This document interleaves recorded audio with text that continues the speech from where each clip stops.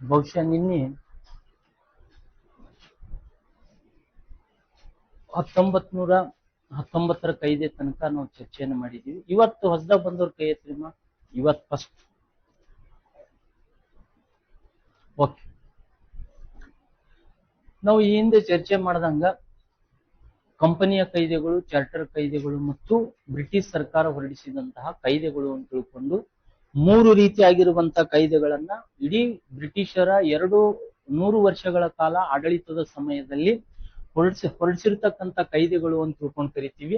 ಅದರಲ್ಲಿ ಅತ್ಯಂತ ಪ್ರಮುಖವಾಗಿರುವಂತ ಕೈದೆನ ಯಾವುದು ಅಂತಂದ್ರೆ ಅದು ಭಾರತ ಸರ್ಕಾರ ಕೈದೆ ಅಂತ ತಿಳ್ಕೊಂಡು ನಾವು ಕರಿತೀವಿ.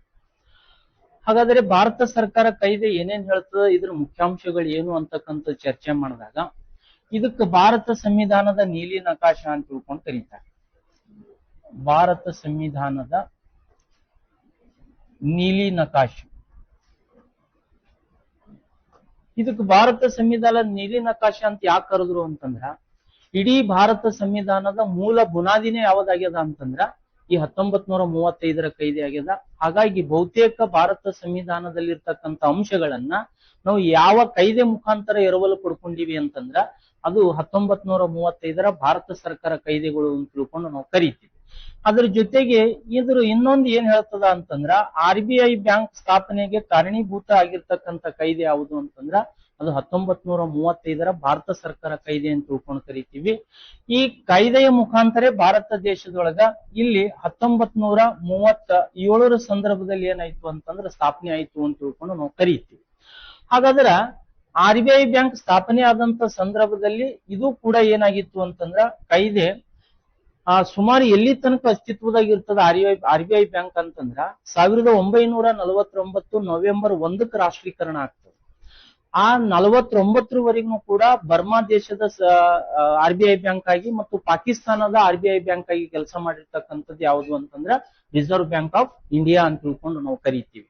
ಅದೇ ರೀತಿಯಾಗಿ 1937ರಲ್ಲಿ ಈ ಕಾಯ್ದೆಯ ಮೂಲಕ ಈ ದೇಶದೊಳಗ ಸ್ಥಾಪನೆ ಆಗಿರ್ತಕ್ಕಂಥದ್ದು ಏನು ಅಂತಂದ್ರೆ ಫೆಡರಲ್ ನ್ಯಾಯಾಲಯ ಅಂತ ತಿಳ್ಕೊಂಡು ಕರಿತೀವಿ. ಸಂಯುಕ್ತ ಕೋರ್ಟ್ ಅಂತ ತಿಳ್ಕೊಂಡು ಕನ್ನಡದ ಕರಿತೀವಿ. ಹಾಗಾಗಿ 1935ರ ಕಾಯ್ದೆಯ ಮುಖಾಂತರವಾಗಿ ಇಲ್ಲಿ 1937ರ ಸಂದರ್ಭದಲ್ಲಿ ದೆಹಲಿ ಅಂತಕ್ಕಂಥ ನಗರದಲ್ಲಿ ಫೆಡರಲ್ ಕೋರ್ಟ್ ಅಂತಕ್ಕಂಥದ್ದು ಅಸ್ತಿತ್ವಕ್ಕೆ ಬಂತು. ಇಲ್ಲಿ ಇದಕ್ಕೆ ಪೂರಕವಾಗಿ ನಿಮಗೆ ಎಕನಾಮಿಕ್ಸ್ ಹೇಳುವಂತ ಸಂದರ್ಭದಲ್ಲಿ ಡಿಟೇಲ್ ಆಗಿ ಹೇಳ್ತಾರೆ. ಯಾಕಂತಂದ್ರ ಇದಕ್ಕೊಂದು ಆಯೋಗನೂ ಕೂಡ ಕಾರಣೀಭೂತ ಆಗ್ತದ. ಅದಕ್ಕೆ ರಾಯಲ್ ಕಮಿಷನ್ ಅಂತ ತಿಳ್ಕೊಂಡು ಕರಿತೀವಿ. Royal commission. ಈ ರಾಯಲ್ ಕಮಿಷನ್ ಅಧ್ಯಕ್ಷರು ಯಾರಾಗಿದ್ರು ಅಂತಂದ್ರ ಹಿಲ್ಟನ್ ಯಂಗ್ ಅಂತ ತಿಳ್ಕೊಂಡು ಕರಿತೀವಿ. ಆ ಹಿಲ್ಟನ್ ಯಂಗ್ ಅವರ ಶಿಫಾರಸಿನ ಆಧಾರಿತವಾಗಿ ಭಾರತ ದೇಶದಲ್ಲಿ ಅಸ್ತಿತ್ವಕ್ಕೆ ಬಂದಿರತಕ್ಕಂತ ಒಂದು ಬ್ಯಾಂಕ್ ಯಾವುದು ಅಂತಂದ್ರೆ RBI ಬ್ಯಾಂಕ್ ಅಂತ ಕರಿತೀವಿ. 1935-37ರ ಸಂದರ್ಭದಲ್ಲಿ ಇದ್ರ ಕೇಂದ್ರ ಕಚೇರಿ ಎಲ್ಲಿತ್ತು ಅಂತಂದ್ರೆ ಕೋಲ್ಕತ್ತಾದಲ್ಲಿ ಇತ್ತು. ಎಲ್ಲಿತ್ರಿ? ಕೋಲ್ಕತ್ತಾದಲ್ಲಿ. ಹಾಗಾದ್ರೆ ಈಗ ಎಲ್ಲದ? ಮುಂಬೈ ಒಳಗದ. ಹಾಗಾದ್ರೆ ಈಗಿರ್ತಕ್ಕಂಥ ಪ್ರಸ್ತುತ reserve bank of India head quarters ಎಲ್ಲದ ಅಂತಂದ್ರ ಅದು ಮುಂಬೈ ಒಳಗ ಪ್ರಸ್ತುತವಾಗಿ ಇದರದ ಕೇಂದ್ರ ಕಚೇರಿ ಅಂತ ತಿಳ್ಕೊಂಡು ನಾವು ಕರಿತೀವಿ. ಇನ್ನು ಜೊತೆಗೆ ಮತ್ತೆ ಏನೇನು ಬದಲಾವಣೆ ತಂತು ಈ ಕಾಯ್ದೆ ಮುಖಾಂತರ ಅಂತಂದ್ರ ಭಾರತ ದೇಶದಲ್ಲಿ ಕೇಂದ್ರ ಪಟ್ಟಿ, ರಾಜ್ಯ ಪಟ್ಟಿ ಮತ್ತು ಸಮವರ್ತ ಪಟ್ಟಿಗಳು ಅಂತ ತಿಳ್ಕೊಂಡು ಇವತ್ತಿಗೂ ಕೂಡ ನಾವು ಓದ್ತೀವಿ. ಯೂನಿಯನ್ ಲಿಸ್ಟ್, ಸ್ಟೇಟ್ ಲಿಸ್ಟ್ ಮತ್ತು ಕನ್ಸರೆಂಟ್ ಲಿಸ್ಟ್ ಅಂತ ತಿಳ್ಕೊಂಡು ಕರಿತೀವಿ. ಹಾಗಾಗಿ 3 ಪಟ್ಟಿಗಳಲ್ಲಿ ಆಡಳಿತವನ್ನ ಮಾಡುವ ಉದ್ದೇಶಕ್ಕೋಸ್ಕರ ವಿಷಯಗಳನ್ನ ಹಂಚಿಕೆ ಮಾಡಿರ್ತಕ್ಕಂಥದ್ದು ಯಾವುದು ಅಂತಂದ್ರ ಅದು ಭಾರತ ಸರ್ಕಾರ ಕಾಯ್ದೆ ಅಂತ ತಿಳ್ಕೊಂಡು ನಾವು ಕರಿತೀವಿ. ಇನ್ನ ಈ ಸಂದರ್ಭದಲ್ಲಿ ಇದನ್ನ ಕಾನ್ಸೆಪ್ಟ್ ಇಟ್ಕೊಂಡು 2009ರಲ್ಲಿ ಒಂದು ಪ್ರಶ್ನೆಯನ್ನ ಕೇಳಿದ್ದ. ಏನ್ ಪ್ರಶ್ನೆ ಕೇಳಿದ್ದ ಅಂತಂದ್ರ ವಿಶೇಷ ಅಧಿಕಾರಗಳು ಅಥವಾ ಶೇಷಾಧಿಕಾರಗಳು ಅಂತ ತಿಳ್ಕೊಂಡು ಕರಿತೀವಿ. ಈ 1935ರ ಕಾಯ್ದೆಯ ಪ್ರಕಾರ ಭಾರತ ಸರ್ಕಾರದ ಕಾಯ್ದೆಗೆ ಅನುಗುಣವಾಗಿ ಶೇಷಾಧಿಕಾರಗಳು ಯಾರಲ್ಲಿ ಕೇಂದ್ರೀಕೃತವಾಗಿದ್ದವು ಅಂತ ತಿಳ್ಕೊಂಡು ಪ್ರಶ್ನೆ ಕೇಳಿದ್ದ. ಹಾಗಾದ್ರೆ ಈಗ ಪ್ರೆಸೆಂಟ್ ಶೇಷಾಧಿಕಾರಗಳು ಯಾರ ಅಂಡರ್ ಅಲ್ಲಿ ಇರ್ತಾವ, ಯಾರು ಅದ್ರ ಮ್ಯಾಗ ಚಲಾವಣೆ ಅಧಿಕಾರವನ್ನ ಮಾಡ್ತಾರ ಅಂತ ಹೇಳಿ ಪ್ರೆಸೆಂಟ್ ಯಾರು ಪವರ್ ಯೂಸ್ ಮಾಡ್ತಾರೆ? ಶೇಷಾಧಿಕಾರಗಳು.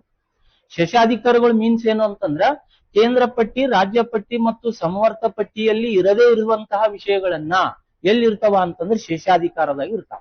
ಹಾಗಾದ್ರೆ ಆ ಶೇಷಾಧಿಕಾರಗಳು ಯಾರ ಹೆಸರಿನಲ್ಲಿ ಇರುತ್ತವೆ ಅಂತಂದ್ರೆ ಪ್ರೆಸೆಂಟ್ ರಾಷ್ಟ್ರಪತಿಗಳ ಹೆಸರಿನಲ್ಲಿ ಇರುತ್ತವೆ.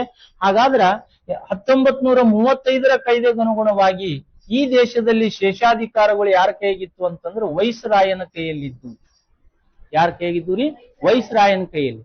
ಆ ವೈಸ್ ರಾಯಗೆ ಒಂದು ವಿವೇಚನಾ ಅಧಿಕಾರ ಇತ್ತು.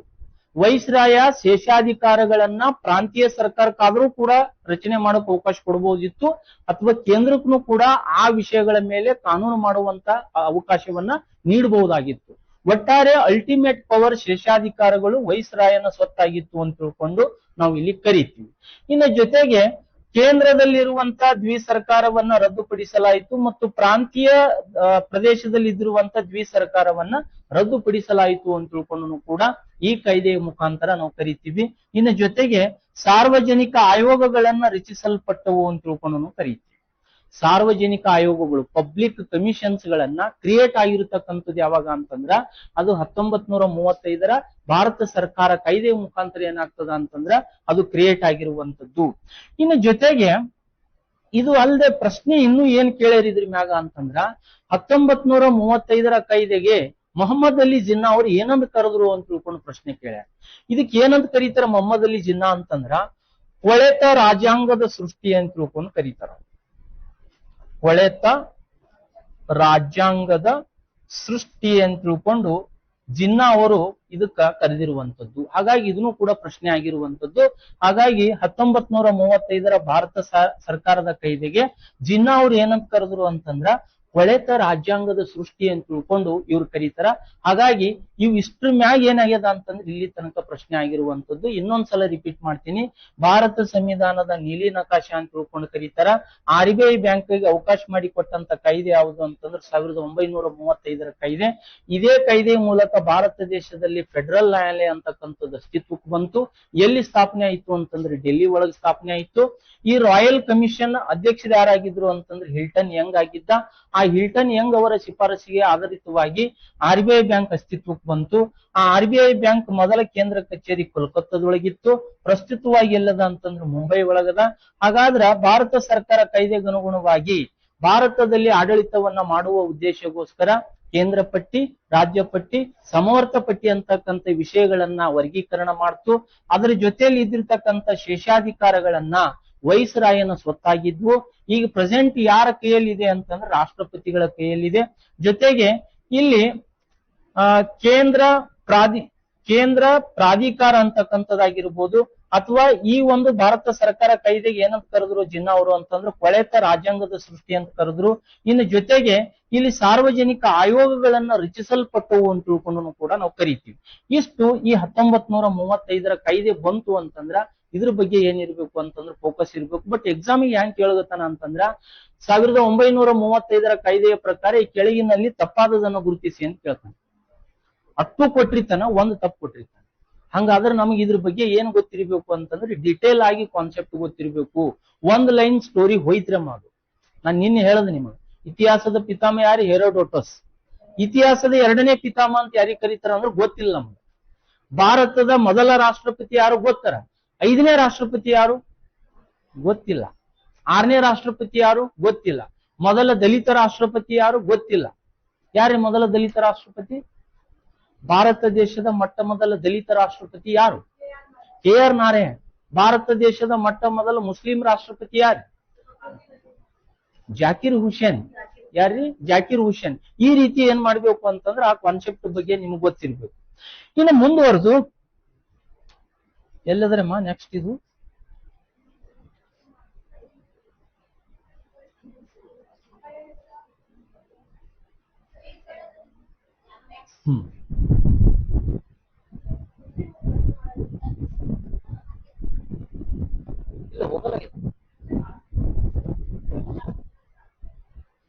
ಎಲ್ಲಮ್ಮ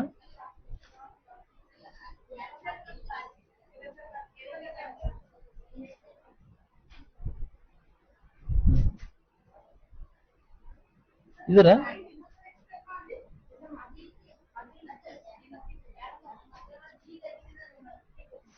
ಇದರ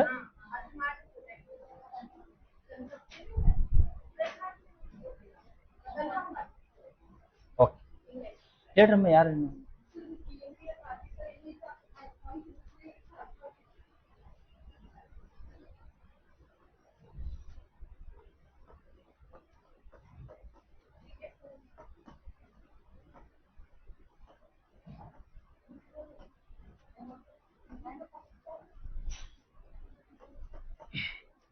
ಇಲ್ಲಿ ಮೊಟ್ಟ ಮೊದಲ ಬಾರಿಗೆ RBI ಬ್ಯಾಂಕ್ ಏನಾಯ್ತು ಅಂತಂದ್ರ ಸ್ಥಾಪನೆ ಆಯ್ತು.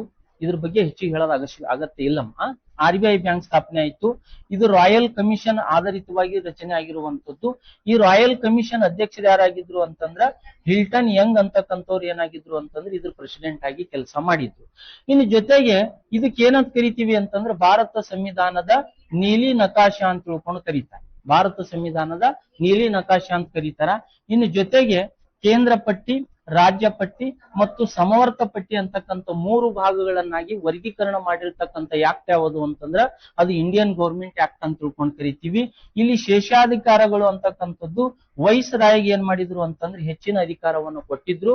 ಬಟ್ ವೈಸ್ ರಾಯ್ ಏನ್ ಮಾಡ್ತಿದ್ದ ಅಂತಂದ್ರೆ ಸ್ವಂತ ವಿವೇಚನ ಅಧಿಕಾರವನ್ನು ಬಳಸ್ಕೊಂಡು ಈ ವಿಷಯಗಳ ಮೇಲೆ ಪ್ರಾಂತೀಯ ಸರ್ಕಾರಕ್ಕಾದ್ರೂ ಕಾನೂನು ರಚನೆ ಮಾಡಕ್ ಅವಕಾಶ ಕೊಡ್ತಿದ್ದ, ಅಥವಾ ಕೇಂದ್ರಕ್ಕಾದ್ರೂ ಕೂಡ ಏನ್ ಮಾಡ್ತಿದ್ದ ಅಂತಂದ್ರೆ ಈ ವಿಷಯಗಳ ಮೇಲೆ ಕಾನೂನನ್ನ ಮಾಡಕ್ ಅವಕಾಶವನ್ನ ಕೊಡ್ತಿದ್ದ.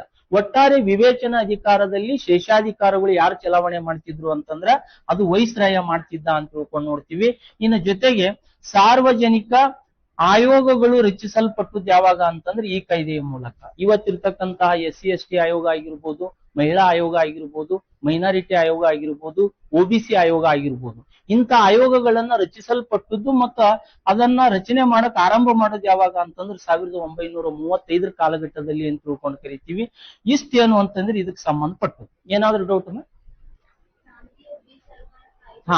ಅದೊಂದು ಹೇಳ್ಬೋದಾಗಿತ್ತು. ಕೇಂದ್ರದಲ್ಲಿರುವಂತಹ ದ್ವಿ ಸರ್ಕಾರವನ್ನ ರದ್ದುಪಡಿಸಲಾಯಿತು, ಪ್ರಾಂತೀಯ ಮಟ್ಟದಲ್ಲಿರುವಂತಹ ದ್ವಿ ಸರ್ಕಾರವನ್ನು ರದ್ದುಪಡಿಸಲಾಯಿತು. ಕೇಂದ್ರದಲ್ಲಿರುವಂತಹ ದ್ವಿ ಸರ್ಕಾರವನ್ನ ರದ್ದುಪಡಿಸಲಾಯಿತು ಮತ್ತು ಪ್ರಾಂತೀಯ ಮಟ್ಟದಲ್ಲಿರುವಂತಹ ದ್ವಿ ಸರ್ಕಾರವನ್ನ ರದ್ದುಪಡಿಸಲಾಯಿತು ಅಂತ ತಿಳ್ಕೊಂಡು ಕರಿತೀವಿ. ಹಾಗಾಗಿ ಒಟ್ಟಾರೆಯಾಗಿ ಅತಿ ಹೆಚ್ಚು ವಿಷಯಗಳನ್ನ ಎದರಿಂದ ತಗೊಂಡಿವಿ ನಾವು ಅಂತಂದ್ರ 1935 ಕಾಯ್ದೆಯ ಪ್ರಕಾರ ತಗೊಂಡಿವಿ. ಮುಂದೆ ರಾಷ್ಟ್ರಪತಿ ಬಂದಾಗ, ಪ್ರಧಾನಮಂತ್ರಿ ಬಂದಾಗ ಇದು ಅಪ್ಲೈ ಹಾಕೋತ್ ಹೋಗ್ತದೆ ನಾವು ಎಲ್ಲಿದಿಂದ ಏನೇನ್ ತಗೊಂಡಿವಿ ಅಂತೇಳಿ. ಬಟ್ ಸಾಂಕೇತಿಕವಾಗಿ ಏನು ಅಂತಂದ್ರೆ ಈ ಕಾಯ್ದೆಯ ಮೂಲಕ ಹೈಲೈಟ್ ಆಗಿ ನಾವು ಏನೇನು ಪಡ್ಕೊಂಡಿವಿ ಅನ್ನೋದು ಮಾತ್ರ ಇಲ್ಲಿ ನಾವು ಚರ್ಚೆ ಮಾಡ್ತೀವಿ. ಇನ್ನು ಜೊತೆಗೆ ಫೆಡರಲ್ ಕೋರ್ಟ್ ಅಂತಕ್ಕಂಥದನ್ನು ಕೂಡ 1937ರಲ್ಲಿ ಡೆಲ್ಲಿ ಒಳಗೆ ಏನಾಯ್ತು ಅಂತಂದ್ರೆ ಅದು ಅಸ್ತಿತ್ವಕ್ಕೆ ಬಂತು ಅಂತ. ಆಗಿನ ಕಾಲದ ದೊಡ್ಡ ಸುಪ್ರೀಂ ಕೋರ್ಟ್ ಯಾವುದು ಅಂತಂದ್ರೆ ಇದೆ. ಇದು ಆದ ನಂತರ ಏನಾಗ್ತದ ಅಂತಂದ್ರೆ ಸುಪ್ರೀಂ ಕೋರ್ಟ್ ಅಸ್ತಿತ್ವಕ್ಕೆ ಬರ್ತದ ಸ್ವತಂತ್ರ ಭಾರತದೊಳಗೆ. ಹಾಗಾಗಿ 1937 ಸಂದರ್ಭದಲ್ಲಿ ಇದಕ್ಕೆ ಅವಕಾಶ ಮಾಡಿಕೊಟ್ಟದ್ದು ಯಾವುದು ಅಂತಂದ್ರೆ ಭಾರತ ಸರ್ಕಾರ ಕಾಯ್ದೆನೆ ಅಂತ ತಿಳ್ಕೊಂಡು ನಾವು ಇಲ್ಲಿ ಕರಿತೀವಿ. ಇನ್ನು ಜೊತೆಗೆ ಇದು ಆದ ನಂತರ ಭಾರತ ದೇಶದಲ್ಲಿ ಇದಕ್ಕೆ ಕೊಳೆತ ರಾಜ್ಯಾಂಗದ ಸೃಷ್ಟಿ ಅಂತ ತಿಳ್ಕೊಂಡು ಕರೆದ್ರು. ಯಾರು ಕರೆದ್ರಿ? ಮಹಮ್ಮದ್ ಅಲಿ ಜಿನ್ನಾ. ಇದು ನೆನಪಿಡ್ಬೇಕಾಗಿರುವಂತದ್ದು. ಹಾಗಾಗಿ ಇದು ಆದ ನಂತರ ಏನು ಬದಲಾವಣೆ ಆಯ್ತು ಅಂತಂದ್ರೆ 1940ರಲ್ಲಿ ಆಗಸ್ಟ್ ಕೊಡುಗೆ ಅಂತಕ್ಕಂಥದ್ದು ಬರ್ತದೆ. ಆಗಸ್ಟ್ ಕೊಡುಗೆ ಅಂತ ತಿಳ್ಕೊಂಡು ಕರಿತೀವಿ. ಆಗಸ್ಟ್ ಕೊಡುಗೆ ಏನ್ರಿ ಸರ್ ಹಿಂಗಂದ್ರ ಅಂತಂದ್ರ ಈ ಆಗಸ್ಟ್ ಕೊಡುಗೆ ಅಂತ ಯಾಕೆ ಕರೆದ್ರಿ ಇದಕ್ಕ ಅಂತಂದ್ರೆ ಭಾರತ ದೇಶದಲ್ಲಿ ಒಳಗೊಂಡಂತೆ ಜಗತ್ತಿನಲ್ಲಿ 2ನೇ ಜಾಗತಿಕ ಮಹಾಯುದ್ಧ ಸ್ಟಾರ್ಟ್ ಆಗಿತ್ತು. 2ನೇ ಜಾಗತಿಕ ಯುದ್ಧ ಸ್ಟಾರ್ಟ್ ಆಗಿತ್ತು. ಆ ಸಂದರ್ಭದಲ್ಲಿ ಭಾರತ ದೇಶದ ಅನಿವಾರ್ಯತೆ ಯಾರಿಗಿತ್ತು ಅಂತಂದ್ರೆ ಬ್ರಿಟಿಷರಿಗಿತ್ತು ಅಥವಾ ಬ್ರಿಟನ್ ದೇಶದವರಿಗಿತ್ತು. ನಮಗೇನಾದರೂ ಭಾರತೀಯರು ಬೆಂಬಲವನ್ನ ಕೊಟ್ರಿ 2ನೇ ಮಹಾಯುದ್ಧದೊಳಗ ಅಂತಂದ್ರ ನಿಮ್ಗೆ ಏನ್ ಮಾಡ್ತೀವಿ ಅಂತಂದ್ರೆ ಬಹುಬೇಗ ಸಂವಿಧಾನವನ್ನ ರಚನೆ ಮಾಡೋಕ್ ಅವಕಾಶವನ್ನ ನಾವು ಕೊಡ್ತೀವಿ ಅಂತಕ್ಕಂಥ ಆಶ್ವಾಸನೆಯನ್ನ ಅಥವಾ ಕೊಡುಗೆಯನ್ನ ಯಾವಾಗ ಹೇಳ್ತು ಅಂತಂದ್ರೆ ಬ್ರಿಟಿಷ್ ಗೌರ್ಮೆಂಟ್ ಹೇಳ್ತು. ಹಾಗಾಗಿನೇ 1940ರಲ್ಲಿ ಆಗಸ್ಟ್ ಕೊಡುಗೆನೂ ಕೂಡ ಏನ್ ಹೇಳ್ತದ ಅಂತಂದ್ರೆ 2ನೇ ಮಹಾಯುದ್ಧದಾಗ ನೀವು ನಮಗೆ ಸಪೋರ್ಟ್ ಮಾಡ್ಬೇಕು ಅಂದಾಗ ಮಾತ್ರ ಏನ್ ಮಾಡ್ತೀವಿ ಅಂತಂದ್ರೆ ಹಂತ ಹಂತವಾಗಿ ಜವಾಬ್ದಾರಿಯುತವಾಗಿರುವಂತ ಸರ್ಕಾರವನ್ನ ರಚನೆ ಮಾಡೋಕ್ನು ಕೂಡ ನಾವು ಅನುಕೂಲ ಮಾಡ್ಕೊಡ್ತೀವಿ ಮತ್ತು ಸಂವಿಧಾನ ರಚನಾ ಸಭೆ ನಿಮ್ಮಿಂದಲೇ ತಯಾರು ಮಾಡೋಕ್ನು ಕೂಡ ನಾವು ಅಪರ್ಚುನಿಟಿಯನ್ನ ಕ್ರಿಯೇಟ್ ಮಾಡ್ತೀವಿ ಅಂತ ತಿಳ್ಕೊಂಡು ಹೇಳಿರುವಂತಹ ಒಂದು ಕೊಡುಗೆನೆ ಯಾವುದು ಅಂತಂದ್ರೆ ಆಗಸ್ಟ್ ಕೊಡುಗೆ ಅಂತ ತಿಳ್ಕೊಂಡು ಕರಿತೀವಿ. ಇದ್ರ ಬಗ್ಗೆ ಇಷ್ಟೇ ಕಾನ್ಸೆಪ್ಟ್ ಗೊತ್ತಿದ್ರು ಸಾಕು. ಇನ್ನು ನೆಕ್ಸ್ಟ್ ಏನು ಅಂತಂದ್ರೆ 1942ರ ಕ್ರಿಪ್ಸ್ ಆಯೋಗ ಅಂತ ತಿಳ್ಕೊಂಡು ಕರಿತೀವಿ. ಇದ್ರ ಮ್ಯಾಗ ಅತಿ ಹೆಚ್ಚು ಪ್ರಶ್ನೆಗಳನ್ನ ಕೇಳಿರುವಂತ ಕ್ರಿಪ್ಸ್ ಆಯೋಗ ಅಂತ ತಿಳ್ಕೊಂಡು ಕರೀತಾರೆ. 1942ರ ಕ್ರಿಪ್ಸ್ ಆಯೋಗ. ಈ ಕ್ರಿಪ್ಸ್ ಆಯೋಗ ಅಂತಕ್ಕಂಥದ್ದು ಭಾರತ ದೇಶಕ್ಕ ಯಾವಾಗ ಬಂತು ಅಂತಂದ್ರ ಮಾರ್ಚ್ 22ನೇ ತಾರೀಕ 1942ರಲ್ಲಿ ಕ್ರಿಪ್ಸ್ ಆಯೋಗ ಭಾರತಕ್ಕೆ ಬರ್ತದೆ. ಹಾಗಾದ್ರೆ ಕ್ರಿಪ್ಸ್ ಆಯೋಗ ಬಂದಿರತಕ್ಕಂತ ಸಂದರ್ಭದಲ್ಲಿ ಇದು ಏನೇನ್ ಹೇಳ್ತು ಅಂತಂದ್ರ ಇದನ್ನು ಕೂಡ ಇದು ಏನ್ ಹೇಳ್ಯದಲ್ಲ ಇದ್ರ ಮುಂದುವರೆದ ಭಾಗನೇ ಹೇಳ್ತು.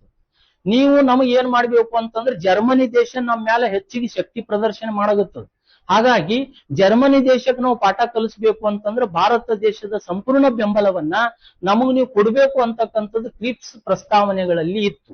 ಹಾಗಾಗಿ ಎರಡನೇ ಮಹಾಯುದ್ಧದಲ್ಲಿ ನೀವು ಬೆಂಬಲವನ್ನ ಕೊಟ್ರಿ ಅಂತಂದ್ರೆ ನಿಮಗೆ ಸರ್ಕಾರ ರಚನೆ ಮಾಡಕ್ಕೂ ಅವಕಾಶ ಕೊಡ್ತೀವಿ ಮತ್ತು ಸಂವಿಧಾನದ ರಚನಾ ಸಭೆಗೂ ಕೂಡ ನಾವು ಅವಕಾಶವನ್ನ ಮಾಡಿಕೊಡ್ತೀವಿ ಅಂತ ತಿಳ್ಕೊಂಡು ಈ ಕ್ರಿಪ್ಸ್ ಪ್ರಸ್ತಾವನೆಯಲ್ಲಿ ಹೇಳ್ತದೆ. ಅದು ಯಾವಾಗ ಅಂತಂದ್ರೆ ಯುದ್ಧ ಮುಗಿದ ನಂತರ. ಇದನ್ನ ಗಮನಿಸಿರ್ತಕ್ಕಂತಹ ಮಹಾತ್ಮ ಗಾಂಧೀಜಿಯವರು ಏನ್ ಹೇಳ್ತಾರೆ ಈ ಕಾಯ್ದೆಗೆ ಅಂತಂದ್ರ ಮುಂದಿನ ದಿನಾಂಕದ ಚೆಕ್ಕುಗಳು ಅಂತ ತಿಳ್ಕೊಂಡು ಕರೀತಾರೆ. ನೆನ್ಪಿಟ್ಕೊಳ್ಳಿ, ಮಹಾತ್ಮ ಗಾಂಧೀಜಿ ಯಾವ ಕಾಯ್ದೆಗೆ ಪೋಸ್ಟೆಡ್ ಚೆಕ್ಡ್ ಅಂತ ತಿಳ್ಕೊಂಡು ಕರೆದ್ರು ಅಂತ ತಿಳ್ಕೊಂಡು ಕರೆದಾಗ ಇಲ್ಲಿ ಮುಂದಿನ ದಿನಾಂಕದ ಚೆಕ್ಕುಗಳು ಅಂತ ತಿಳ್ಕೊಂಡು ಕ್ರಿಪ್ಸ್ ಆಯೋಗ ಕರೀತಾರೆ. ಯಾರು ಕರೀತಾರ್ರಿ? ಮಹಾತ್ಮ ಗಾಂಧೀಜಿ. ಮಹಾತ್ಮ ಗಾಂಧೀಜಿಯವರು ಮುಂದಿನ ದಿನಾಂಕದ ಚೆಕ್ಕುಗಳು ಅಂತ ತಿಳ್ಕೊಂಡು ಇದಕ್ಕ ಸಂಬೋಧನೆಯನ್ನ ಮಾಡ್ತಾರ. ಕಾರಣ ಇಷ್ಟೇ, ಈ ಎರಡನೇ ಮಹಾಯುದ್ಧದ ನಂತರ ನಮಗ್ ಕೊಡ್ತಾ ಅಂತ ಹೇಳಿರಲ್ಲ, ಇದಕ್ಕೆ ನಾವು ಒಪ್ಪಲ್ಲ ಅಂತ ತಿಳ್ಕೊಂಡು ಹೇಳಿರುವಂತ ವ್ಯಕ್ತಿ ಮಹಾತ್ಮ ಗಾಂಧೀಜಿ. ಹಾಗಾಗಿ ಇವುಗಳಿಗೆ ಏನಂತ ಕರೀತಾರ ಅಂತಂದ್ರೆ ಮುಂದಿನ ದಿನಾಂಕದ ಚೆಕ್ಕುಗಳು ಅಂತ ತಿಳ್ಕೊಂಡು ಕರೀತಾರೆ. ಇನ್ನ ಇದು ಆದ ನಂತರದಲ್ಲಿ ಮತ್ತೊಂದು ಆಯೋಗ ಯಾವುದು ಬಂತು ಅಂತಂದ್ರೆ 1945ರಲ್ಲಿ ಸಪ್ರೋ ವರದಿ ಅಂತ ತಿಳ್ಕೊಂಡು ಕರೀತಾರೆ. ಯಾವ್ದ್ರಿ? ಸಪ್ರೋ ವರದಿ ಅಂತ ಹೇಳಿ. ಈ ಸಪ್ರೋ ವರದಿ ಭಾರತಕ್ಕೆ ಯಾಕೆ ಬಂತು, ಇದ್ರ ಉದ್ದೇಶ ಏನು ಅಂತಂದ್ರ ಈ ಸಪ್ರೋ ಅಂತಕ್ಕಂಥ ಒಬ್ಬ ವ್ಯಕ್ತಿ ಹೆಸರು, ಈತ ಬಹಳ ದೊಡ್ಡ ಏನಾಗಿದ್ದ ಅಂತಂದ್ರೆ ಅಡ್ವೊಕೇಟ್ ಆಗಿದ್ದ. ಭಾರತ ದೇಶದಲ್ಲಿ ಇರ್ತಕ್ಕಂಥ ಅಲ್ಪಸಂಖ್ಯಾತರ ರಾಜಕೀಯ ಮತ್ತು ಸಾಂವಿಧಾನಿಕ ಸಮಸ್ಯೆಗಳನ್ನ ಪರಿಹರಿಸುವ ಉದ್ದೇಶಗೋಸ್ಕರ, ನೆನ್ಪಿಟ್ಕೊಳ್ರಿ, ಭಾರತ ದೇಶದಲ್ಲಿರುವಂತ ಅಲ್ಪಸಂಖ್ಯಾತರ ರಾಜಕೀಯ ಮತ್ತು ಸಾಂವಿಧಾನಿಕ ಬಿಕ್ಕಟ್ಟುಗಳನ್ನ ಪರಿಹರಿಸುವ ಉದ್ದೇಶಗೋಸ್ಕರ ಈ ಸಪ್ರೋ ಆಯೋಗ ಅಂತಕ್ಕಂಥದ್ದು ರಚನೆ ಆಗ್ತದೆ. ಪರ್ಟಿಕ್ಯುಲರ್ ಯಾರ ಸಲುವಾಗಿ ಅಂತಂದ್ರ ಮೈನಾರಿಟಿ ಜನರ ಸಲುವಾಗಿ.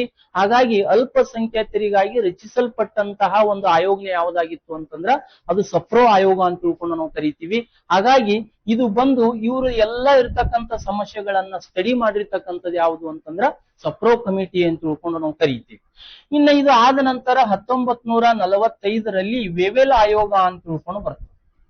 ವೇವೆಲ್ ಆಯೋಗ, ಈ ವೇವೆಲ್ ಆಯೋಗ ಏನ್ ಹೇಳ್ತದ, ಯಾಕೆ ಬಂತು ಇದು ಅಂತಂದ್ರ ಮಹಾತ್ಮ ಗಾಂಧೀಜಿಯವರು ಒಂದು ಲೆಟರ್ ಅನ್ನ ಬರೆದಿರ್ತಾರೆ. ಯಾರಿಗೆ? ವೇವೆಲ್ ಅವರಿಗೆ. ಏನಂತ ಬರೆದಿರ್ತಾರ ಅಂತಂದ್ರ ಭಾರತೀಯರಿಗೆ ಸರ್ಕಾರವನ್ನ ರಚನೆ ಮಾಡಿಕೊಳ್ಳಲು ಮತ್ತು ಸಂವಿಧಾನ ಸಮಿತಿಯನ್ನ ರಚನೆ ಮಾಡಿಕೊಳ್ಳಲು ನೀವು ಅವಕಾಶವನ್ನು ಕೊಡ್ರಿ ಮತ್ತು ಭಾರತ ದೇಶಕ್ಕೆ ಸ್ವತಂತ್ರವನ್ನ ಘೋಷಣೆ ಮಾಡ್ರಿ ಅಂತ ತಿಳ್ಕೊಂಡು ಈ ವೇವೆಲ್ ಅವರಿಗೆ ಏನ್ ಮಾಡ್ತಾರ ಅಂತಂದ್ರೆ ಪತ್ರವನ್ನ ಬರೆದಿರ್ತಾರೆ. ಆ ವೇವೆಲ್ ಅವರು ಹಿಂದೂರಿಗೆ ಬರೆದಿರ್ತಕ್ಕಂಥ ಪತ್ರದ ಸಾರಕ್ಕೆ ಏನಂತ ಕರಿತೀರಿ ಅಂತಂದ್ರೆ ವೇವೆಲ್ ಆಯೋಗ ಅಂತ ತಿಳ್ಕೊಂಡು ಅವ್ರು ಏನಂತ ರಿಟರ್ನ್ ಲೆಟರ್ ಬರೀತಾರೆ ವೇವೆಲ್ ಅವರು ಅಂತಂದ್ರ, ಗಾಂಧೀಜಿಯವರೇ ನೀವು ಹೇಳಿರ್ತಕ್ಕಂಥದಕ್ಕೆ ನಮ್ದು ಬೆಂಬಲ ಇದೆ, ನಮ್ದು ಅದಕ್ಕ ಸಮ್ಮತಿ ಇದೆ. ಆದರೆ 1935ರ ಕಾಯ್ದೆಗೆ ಅನುಗುಣವಾಗಿ ಭಾರತ ದೇಶದಲ್ಲಿ ಒಂದು ಜವಾಬ್ದಾರಿಯುತವಾಗಿರುವಂತ ಸರ್ಕಾರಕ್ಕೆ ರಚನೆ ಮಾಡಕ್ ನಾವು ಅವಕಾಶವನ್ನ ಮಾಡ್ಕೊಡ್ತೀವಿ. ಆದ್ರೆ ನೀವ್ ಏನ್ ಮಾಡ್ಬೇಕು ಅಂತಂದ್ರ ಹಿಮಾಚಲ ಪ್ರದೇಶದ ರಾಜಧಾನಿ ಯಾವದ್ರಿ? ಸಿಮ್ಲಾದೊಳಗೆ ಏನ್ ಮಾಡ್ಬೇಕು ಅಂತಂದ್ರೆ ಅಷ್ಟು ಪಕ್ಷದವ್ರು ಕೂಡ್ಕೊಂಡು ನೀವು ಬರಬೇಕು, ನಿಮ್ ಜೊತೆ ನಾವು ಮಾತುಕತೆಯನ್ನ ಮಾಡ್ತೀವಿ. ಆ ಮಾತುಕತೆಯ ನಂತರದಲ್ಲಿ ನೀವು ಹೇಳಿರುವಂತ ಪತ್ರಕ್ಕೆ ನಾವು ಆನ್ಸರ್ ಅನ್ನು ಕೊಡ್ತೀವಿ ಅಂತ ತಿಳ್ಕೊಂಡು ವೇವೆಲ್ ಅವ್ರು ಏನ್ ಮಾಡ್ತಾರ ಅಂತಂದ್ರ ರೀರೈಟಿಂಗ್ ಲೆಟರ್ ಅನ್ನ ಬರೀತಾರೆ. ಬರೆದ ನಂತರದಲ್ಲಿ ಈ ಸಿಮ್ಲಾ ಆಯೋಗಕ್ಕೆ ಏನ್ ಮಾಡ್ತಾವ ಅಂತಂದ್ರೆ ಕಾಂಗ್ರೆಸ್ ಆಗಿರ್ಬೋದು, ಮುಸ್ಲಿಂ ಲೀಗ್ ಆಗಿರ್ಬೋದು ಬಹಳ ವಿರೋಧವನ್ನ ವ್ಯಕ್ತಪಡಿಸ್ತಾರೆ. ಹಾಗಾಗಿ ಈ ವೇವೆಲ್ ಆಯೋಗನು ಕೂಡ ಏನಾಗ್ತದ ಅಂತಂದ್ರೆ ಫೇಲ್ ಆಗ್ತದ. ಹಾಗಾಗಿ ಸಪ್ರೋ ವರದಿ ಅಂತಕ್ಕಂಥದ್ದು ಅಲ್ಪಸಂಖ್ಯಾತರ ಸಮಸ್ಯೆಗಳನ್ನ ಸರಿದೂಗಿಸುವ ಉದ್ದೇಶಗೋಸ್ಕರ ರಚಿಸಲ್ಪಟ್ಟಂತ ಸಮಿತಿ ಅಂತ ತಿಳ್ಕೊಂಡು ಕರಿತೀವಿ. ವೇವೆಲ್ ಆಯೋಗ ಅಂತಂದ್ರ ಗಾಂಧೀಜಿ ಅವರು ಪತ್ರ ಬರೆದಿರ್ತಾರ, ಆ ಪತ್ರಕ್ಕೆ ಮರು ಉತ್ತರವನ್ನ ಕೊಟ್ಟಿರ್ತಕ್ಕಂಥದ್ದು ಯಾವುದು ಅಂತಂದ್ರ ವೇವೆಲ್ ಆಯೋಗ ಅಂತ ತಿಳ್ಕೊಂಡು ಕರಿತೀವಿ. ಈ ಎಲ್ಲಾ ಆಯೋಗಗಳು ಸಂವಿಧಾನದ ರಚನಾ ಸಮಿತಿ ಯಶಸ್ವಿ ಆಗ್ಲಿಲ್ಲ, ಭಾರತೀಯರ ಆಶೋತ್ತರಗಳಿಗೆ ಸ್ಪಂದಿಸಲಿಲ್ಲ, ಭಾರತೀಯರು ಬೇಡಿಕೆ ಇಟ್ಟಿರ್ತಕ್ಕಂಥ ಯಾವ ಬೇಡಿಕೆನೂ ಕೂಡ ಈಡೇರಿಸುವಂತ ಸಂದರ್ಭದಲ್ಲಿ ಕೆಲಸವನ್ನ ಮಾಡಲಿಲ್ಲ. ಇನ್ನು ಮುಂದುವರೆದು ಸಕ್ಸೆಸ್ ಆಗಿರ್ತಕ್ಕಂತಹ ಒಂದು ಆಯೋಗನೆ ಯಾವುದು ಅಂತಂದ್ರ ಅದು ಕ್ಯಾಬಿನೆಟ್ ಆಯೋಗ ಅಂತ ತಿಳ್ಕೊಂಡು ಕರಿತೀವಿ. 1946ರ ಕ್ಯಾಬಿನೆಟ್ ಆಯೋಗ ಅಂತ ತಿಳ್ಕೊಂಡು ಕರೀತಾರೆ. ಇದಕ್ಕೆ ಇದೇ ಹೆಸರು ಯಾಕೆ ಇಟ್ರಿ ಹೇಳ್ರಿ? What is the cabinet commission? ಯಾಕೆ ಇದೇ ಹೆಸರು ಯಾಕಿಟ್ರು? ಈಗ ಕ್ರಿಪ್ಸ್ ಆಯೋಗ ಅಂತ ಕರಿತೀವಿ, ಅದು ಕ್ರಿಪ್ಸ್ ಅವರ ನೇತೃತ್ವದಲ್ಲೇ ಬಂತು, ಹಾಗಾಗಿ ಅವ್ರ ಹೆಸರು ಇಟ್ರು.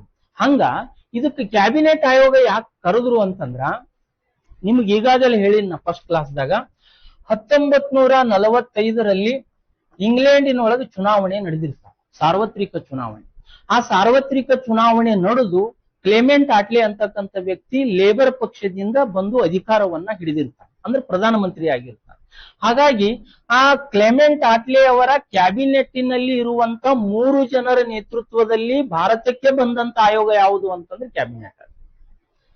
ಆ ಕ್ಲೇಮೆಂಟ್ ಆಟ್ಲೆ ಅವರ ಕ್ಯಾಬಿನೆಟ್ ಇರ್ತಕ್ಕಂಥ 3 ಜನ ಮಹನೀಯರ ನೇತೃತ್ವದಲ್ಲಿ ಈ ಕ್ಯಾಬಿನೆಟ್ ಆಯೋಗ ಏನಾಯ್ತು ಅಂತಂದ್ರೆ ಭಾರತಕ್ಕೆ ಬಂತು. ಹಾಗಾಗಿ ಅವರು ಕೂಡ ಕ್ಯಾಬಿನೆಟ್ ಸದಸ್ಯರು ಅದರ ಅಂತ ಹೇಳಿ ಇದಕ್ಕೆ ಹೆಸರು ಏನಿಟ್ರು ಅಂತಂದ್ರ ಕ್ಯಾಬಿನೆಟ್ ಆಯೋಗ ಅಂತ ತಿಳ್ಕೊಂಡು ಕರೀತಾರ. ಹಾಗಾದ್ರ ಮೊದಲ ವ್ಯಕ್ತಿ ಯಾರು ಅಂತಂದ್ರ ಇಲ್ಲಿ ಎ.ವಿ. ಅಲೆಕ್ಸಾಂಡರ್ ಅಂತ ತಿಳ್ಕೊಂಡು ಕರಿತೀವಿ. A V. Alexander, Pethick Lawrence, sir Stafford Cripps ಅಂತ ತಿಳ್ಕೊಂಡು ಕರಿತೀವಿ. ಇವು 3 ಜನರ ನೇತೃತ್ವದಲ್ಲಿ ಏನಾಯ್ತು ಅಂತಂದ್ರೆ ಕ್ಯಾಬಿನೆಟ್ ಆಯೋಗ ಭಾರತಕ್ಕೆ ಕಾಲಿಡುತ್ತೆ. ಈ 3 ಜನ ಕ್ಲೇಮೆಂಟ್ ಆಟ್ಲೆ ಅವರ ಕ್ಯಾಬಿನೆಟ್ ನಲ್ಲಿ ಮಂತ್ರಿ ಆಗಿದ್ರು. ಈ 3 ಜನ ಮಂತ್ರಿಗಳ ನೇತೃತ್ವದಲ್ಲಿ ಕ್ಯಾಬಿನೆಟ್ ಆಯೋಗ ಭಾರತಕ್ಕೆ ಬಂದದ್ದು ಯಾವಾಗ ಅಂತಂದ್ರ ಮಾರ್ಚ್ 24ನೇ ತಾರೀಕು 1946. ಮಾರ್ಚ್ 24ನೇ ತಾರೀಕು 1946. ಇದು ತನ್ನ ವರದಿಯನ್ನ ಮಂಡಿಸಿದ್ ಯಾವಾಗ ಅಂತಂದ್ರೆ ಮೇ 16ನೇ ತಾರೀಕು 1946. ತನ್ನ ವರದಿಯನ್ನ ಮಂಡಿಸಿರುವಂತದ್ದು ಮೇ 16ನೇ ತಾರೀಕು 1946. ಕ್ಯಾಬಿನೆಟ್ ಆಯೋಗ ಭಾರತಕ್ಕೆ ಬಂದದ್ದು ಮಾರ್ಚ್ 24ನೇ ತಾರೀಕು 1946. ಹಾಗಾದ್ರೆ ಇದು ಏನೇನು ಶಿಫಾರಸನ್ನ ಇಡ್ತು ಮತ್ತು ಇದು ಏನೇನು ಯಾವ ರೀತಿಯಾಗಿರುವಂತಹ ಬದಲಾವಣೆಯನ್ನ ತಂತು ಅಂತ ತಿಳ್ಕೊಂಡು ಕೇಳಿದಾಗ, ಭಾರತೀಯರಿಗೆ ಸಂವಿಧಾನ ರಚನಾ ಸಮಿತಿಯನ್ನ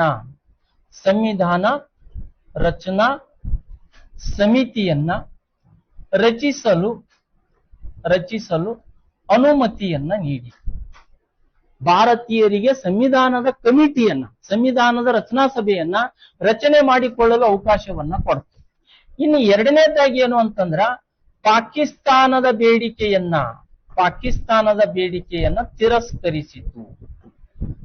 ತಿರಸ್ಕರಿಸಿತು.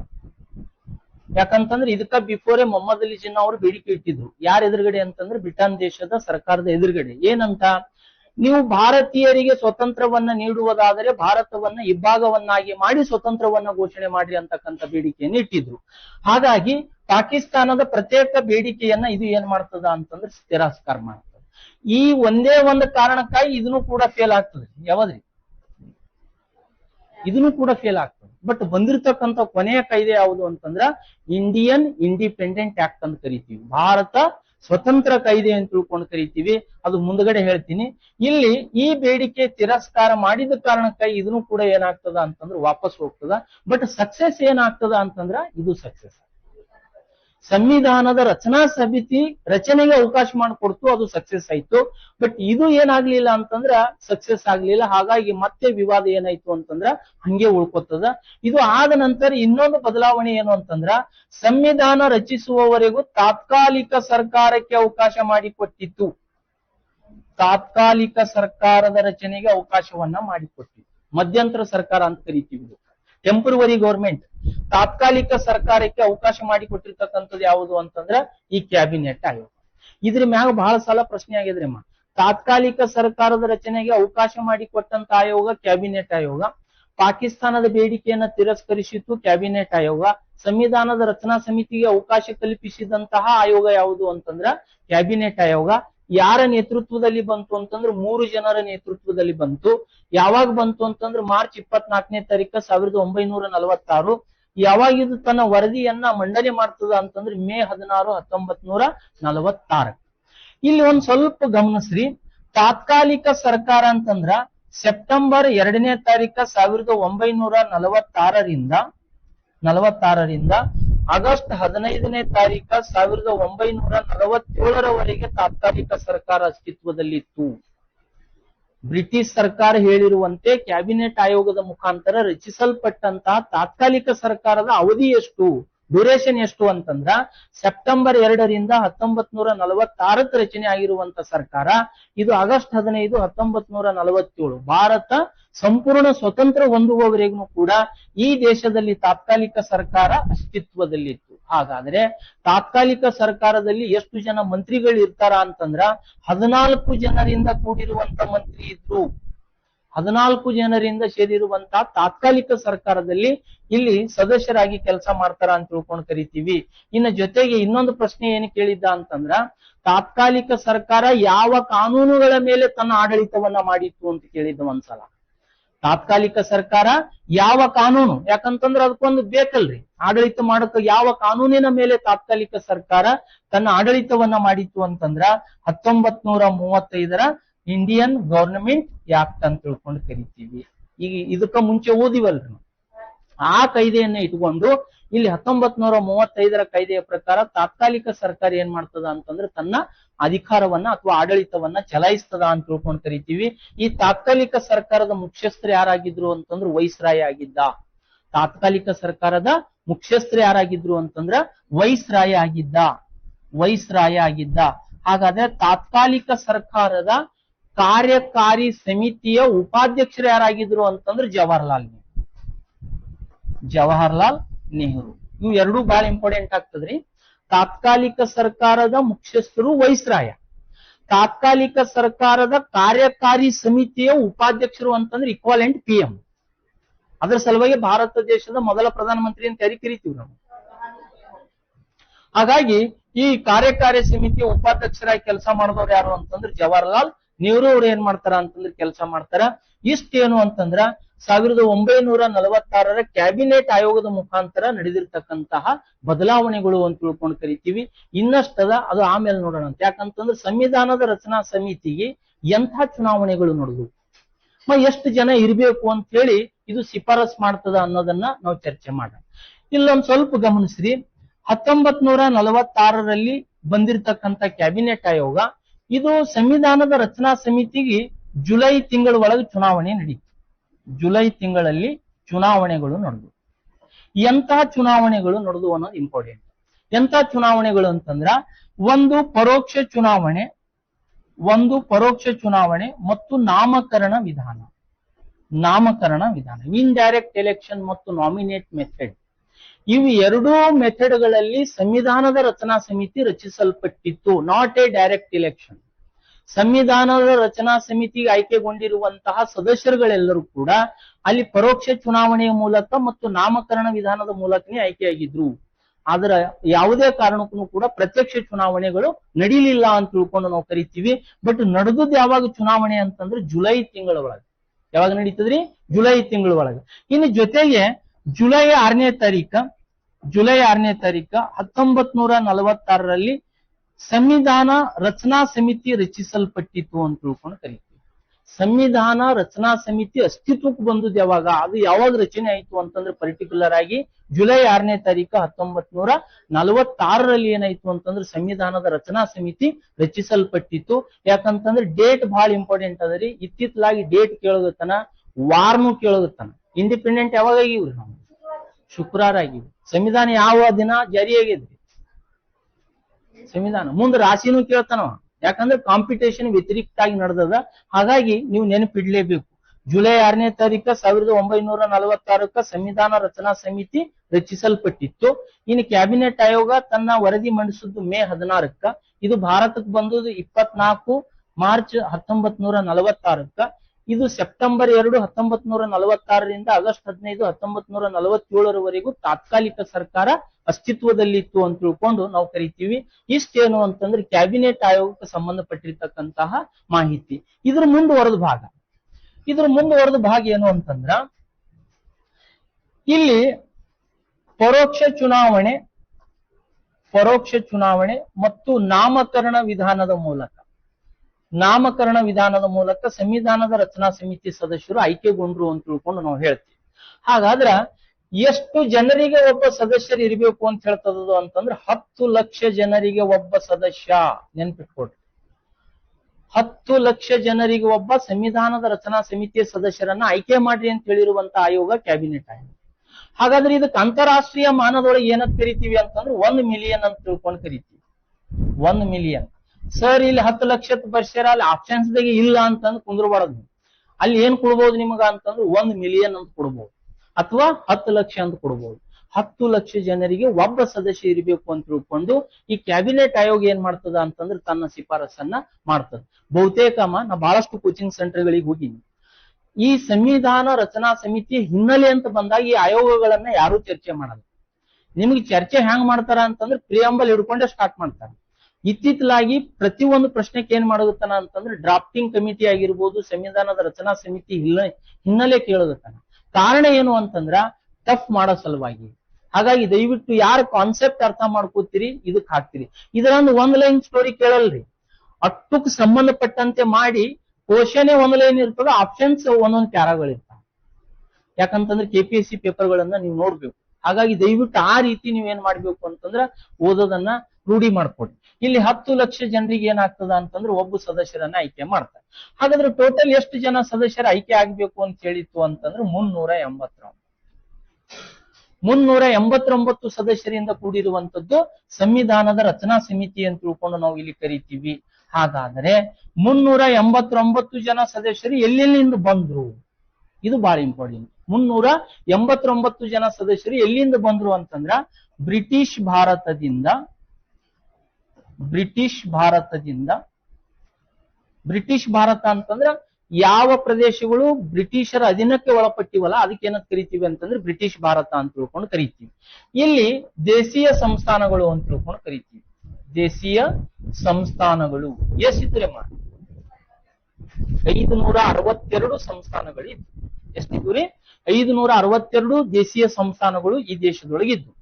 ಹಾಗಾದ್ರ ಇಲ್ಲಿ ಬ್ರಿಟಿಷ್ ಭಾರತದಿಂದ ಎಷ್ಟು ಜನ ಆಯ್ಕೆ ಆಗ್ತಾರ ಅಂತಂದ್ರೆ 296.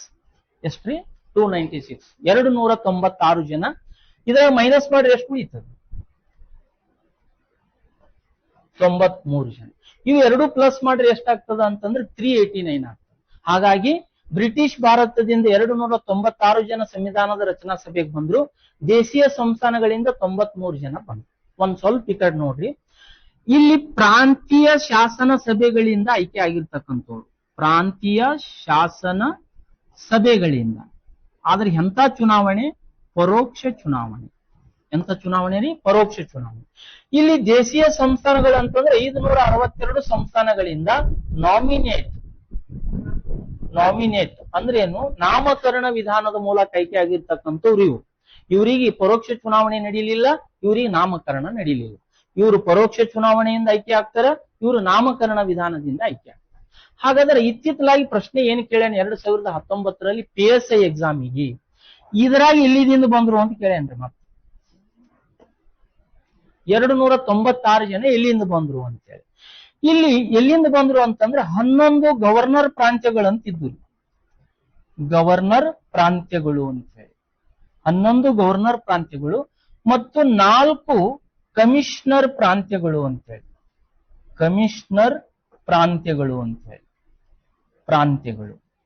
ಹಾಗಾದ್ರೆ 11 ಗವರ್ನರ್ ಪ್ರಾಂತ್ಯಗಳಿಂದ 292 ಜನ ಸದಸ್ಯರು ಆಯ್ಕೆ ಆಗ್ತಾರೆ. ಇಲ್ಲಿ 11 ಗವರ್ನರ್ ಪ್ರಾಂತ್ಯಗಳಿಂದ 292 ಜನ ಸದಸ್ಯರು 296 ಜನ ಸದಸ್ಯರಲ್ಲಿ ಆಯ್ಕೆ ಆಗ್ತಾರೆ.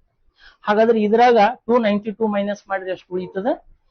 4. ಅಂದ್ರ ಪ್ರತಿ ಒಂದು ಕಮಿಷನರ್ ಪ್ರಾಂತ್ಯಗಳಿಂದ 4 ಜನ ಏನ್ ಮಾಡ್ತಾರ ಅಂತಂದ್ರೆ ಇದಕ್ಕೆ ಆಯ್ಕೆ. ಹಾಗಾದ್ರೆ 4 ಕಮಿಷನರ್ ಪ್ರಾಂತ್ಯಗಳು ಯಾವುವು ಅಂತ ಕೇಳಿದ್ದ. 4 ಕಮಿಷನರ್ ಪ್ರಾಂತ್ಯಗಳು. ABCD ಬರ್ತಾವ್ರಮ್ಮ? ತಪ್ಪು ತಿಳ್ಕೊಬೇಡ್ರಿ, ನಾ ಕಾಮಿಡಿ ಮಾಡ್ತಿರ್ತೀನಿ ಅವಾಗ, ಯಾಕಂತಂದ್ರೆ ನೀವು ಸೀರಿಯಸ್ನೆಸ್ ಬರ್ಲಿ ಅಂತ. ABCD ಅಂತಂದ್ರೆ ಇದು ಟ್ರಿಕ್ ಅಂತ ನೆನಪಿಡೋ ಸಲುವಾಗಿ.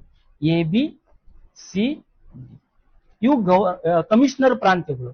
ಇದು ಅಜ್ಮೀರ, ಬಲೋಚಿಸ್ತಾನ, ಕೋರ್ಗ, ಡೆಲ್ಲಿ.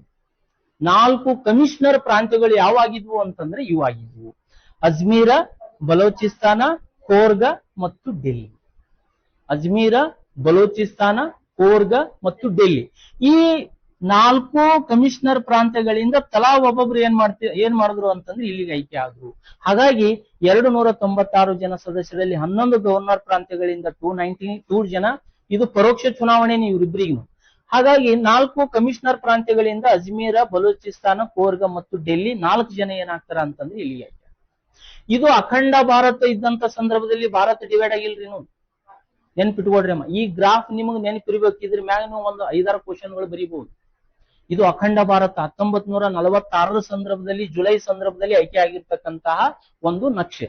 ಹಾಗಾದ್ರೆ ಇದು ಆದ ನಂತರ ಇದಕ್ಕೆ ಸಂಬಂಧಪಟ್ಟಂತೆ ಒಂದ್ ಸ್ವಲ್ಪ ಹೈಲೈಟ್ ಏನು ಅಂತಂದ್ರ 389 ಜನ ಸದಸ್ಯರಲ್ಲಿ ಅತಿ ಹೆಚ್ಚು ಸದಸ್ಯರು ಯಾವ ಪಕ್ಷದಿಂದ ಆಯ್ಕೆ ಆಗಿದ್ರು ಅಂತಂದ್ರೆ 208 ಜನ ಕಾಂಗ್ರೆಸ್ ಪಕ್ಷದಿಂದ ಆಯ್ಕೆ ಆಗ್ತಾರೆ. ನೆನ್ಪಿಟ್ಕೊಳ್ರಿ, 208 ಜನ 389 ಜನ ಸದಸ್ಯರಲ್ಲಿ 208 ಜನ ಕಾಂಗ್ರೆಸ್ ಪಕ್ಷದ ಕಾರ್ಯಕರ್ತರೇ ಆಯ್ಕೆ ಆಗಿದ್ರು. ಕಾಂಗ್ರೆಸ್ ಪಕ್ಷದಿಂದಲೇ ಇಲ್ಲಿ ಸದಸ್ಯರಾಗಿ ಆಯ್ಕೆ ಆಗಿದ್ರು. ಒಂದು ನೆನಪಿರ್ಲ್ರಿ, ನೀವು ಕಾನ್ಸ್ಟಿಟ್ಯೂಷನ್ ಡೆಬೇಟ್ ಓದುವಂತ ಸಂದರ್ಭದಲ್ಲಿ ಗೊತ್ತಾಗ್ತದೆ. ಆ 208 ಜನದಾಗ 50% ಆ ಈಗಿನೇ ಬರ್ತಿದಿಲ್ಲ ಅವ್ರಿಗೆ. ಯಾರಿಗ್ರಿ? ಕಾಂಗ್ರೆಸ್ ಸದಸ್ಯರುಗಳಿಗೆ. ಯಾಕಂತಂದ್ರೆ ಯಾಕೆ ಆಯ್ಕೆ ಆಗಿದ್ರು ಅಂತಂದ್ರೆ ಫುಲ್ ಟೈಮ್ ಕಾರ್ಯಕರ್ತರು. ಆಗಿನ ಕಾಲದಾಗ ಬಹಳ ದೊಡ್ಡ ಪಕ್ಷ ಯಾವುದು ಅಂತಂದ್ರೆ ಕಾಂಗ್ರೆಸ್. ಹಾಗಾಗಿ ಇಲ್ಲಿ 208 ಜನ ಏನಾಗ್ತಾರ ಅಂತಂದ್ರೆ ಇಲ್ಲಿಗೆ ಆಯ್ಕೆ ಆಗ್ತಾರ. ಇನ್ನು ಸೆಕೆಂಡ್ ಪಾರ್ಟಿ ಯಾವುದು ಅಂತಂದ್ರ 73 ಮೆಂಬರ್ಸ್ ಇನ್ ಮುಸ್ಲಿಂ ಲೀಗ್ ಅಂತ ಕರೀತೀವಿ. ಮುಸ್ಲಿಂ ಲೀಗ್ 73 ಜನ ಈ ಮುಸ್ಲಿಂ ಲೀಗ್ ಜನ ಏನ್ ಮಾಡ್ತದ ಅಂತಂದ್ರೆ ಈ ಸಂವಿಧಾನದ ರಚನಾ ಸಮಿತಿಗೆ ಬರ್ತಾರೆ. ಉಳಿದಿರ್ತಕ್ಕಂಥ ಕಮ್ಯುನಿಸ್ಟ್ ಪಕ್ಷ ಆಗಿರ್ಬೋದು, ಬೇರೆ ಬೇರೆ ಪಕ್ಷ ಆಗಿರ್ಬೋದು, ಅವೆಲ್ಲರೂ ಕೂಡ ಆಯ್ಕೆ ಆಗಿದ್ರು. ಬಟ್ ಅತಿ ಹೆಚ್ಚಾಗಿ ಬಂದಿರತಕ್ಕಂಥ ಪಕ್ಷಗಳು ಯಾವ ಅಂತಂದ್ರ ಒಂದು ಕಾಂಗ್ರೆಸ್ ಮತ್ತು ಮುಸ್ಲಿಂ ಲೀಗ್ ಅಂತ ತಿಳ್ಕೊಂಡು ನಾವು ಕರಿತೀವಿ.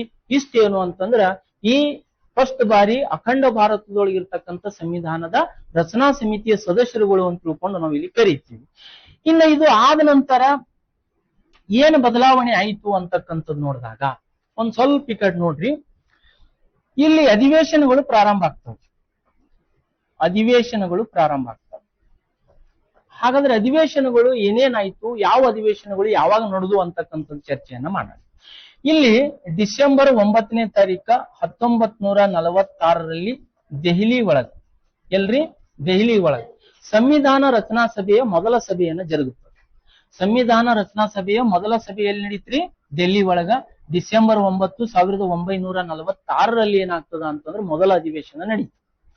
ಈ ಮೊದಲ ಅಧಿವೇಶನದಲ್ಲಿ ಭಾಗಿಯಾಗಿರುವಂತ ಸದಸ್ಯರ ಸಂಖ್ಯೆ ಎಷ್ಟು ಅಂತಂದ್ರೆ 211. ಮೊದಲ ಅಧಿವೇಶನದಲ್ಲಿ ಎಷ್ಟು ಜನ ಪ್ರೆಸೆಂಟ್ ಇದ್ರು ಮೆಂಬರ್ಸ್ ಗಳಂತಂದ್ರ ಅದು 211 ಜನ ಸಂವಿಧಾನದ ರಚನಾ ಸಭೆಯಲ್ಲಿ ಭಾಗವಹಿಸಿದ್ರು. ಹಾಗಾದ್ರೆ ಇದ್ರ ತಾತ್ಕಾಲಿಕ ಅಧ್ಯಕ್ಷರಾಗಿ ಯಾರು ಇರ್ತಾರ ಅಂತಂದ್ರ ಯಾರು ಇರ್ತಾರ್ರಿ? ಸಚ್ಚಿದಾನಂದ್ ಸಿನ್ಹಾ ಇವ್ರು ಆಯ್ಕೆ ಆಗ್ತಾರೆ. ಇವರು ಟೆಂಪರವರಿ ಪ್ರೆಸಿಡೆಂಟ್ ಆಗಿ ಇಲ್ಲಿ ಏನ್ ಮಾಡ್ತಾರ ಅಂತಂದ್ರೆ ಕೆಲಸವನ್ನ ಮಾಡ್ತಾರೆ. ಇಷ್ಟೇನು ಅಂತಂದ್ರ ಮೊದಲ ಅಧಿವೇಶನದಲ್ಲಿ ನಡೆದಿರ್ತಕ್ಕಂತಹ ಕೆಲವೊಂದು ಚರ್ಚೆಗಳು.